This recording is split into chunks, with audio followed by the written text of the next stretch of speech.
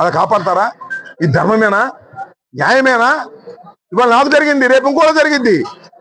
ఎవరికి జరగని విధంగా ఇంకా ఎవరికైనా చెయ్యాలంటే భయపడే విధంగా ఈ చంద్రబాబు లోకేష్ కి గుణపాఠం నేర్పాల్సిన బాధ్యత లేదా నాకు? మీ అందరి సహకారంతో న్యాయస్థానం ఉంది.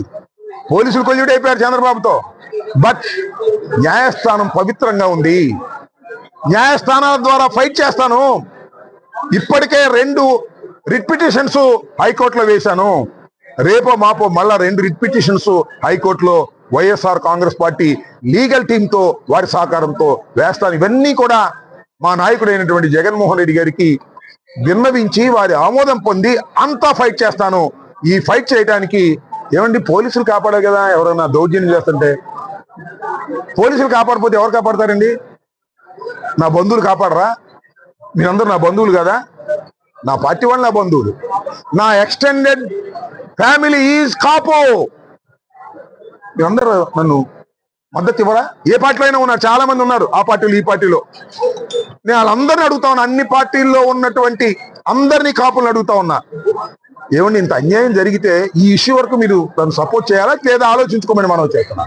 I'm requesting all Kapu community and ప్రజాస్వామ్య వాదులు, నా పార్టీ వాళ్ళు, నేను చేసే ఈ లీగల్ పోరాటంలో మీ అందరూ కూడా నాకు ఆశీస్సులు బలము ఇవ్వాల్సినటువంటి అవసరం ఉందని సవినయంగా వారందరినీ కూడా ప్రార్థిస్తున్నాను. పార్టీలు ఏవైనప్పటికీ కూడా సమాజంలో జరుగుతున్నటువంటి అంశం లాగా కనిపిస్తున్నది.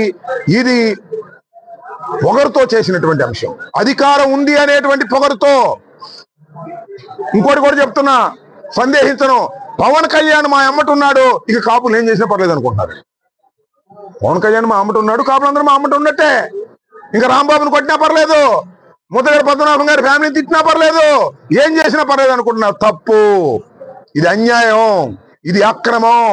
ఈ అన్యాయాన్ని అక్రమాన్ని నా పార్టీ నా కులము కలిసి ఎదుర్కోవడానికి మేము సిద్ధంగా ఉన్నాము అని కూడా ఈ సందర్భంగా నేను మనవి చేస్తున్నాను.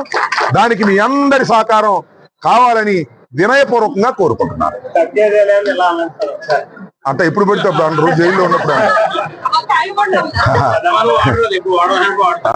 అట్లా ఇప్పుడు పెడితే అప్పుడు అంటాం బాగోదు. నేను ఆ రోజు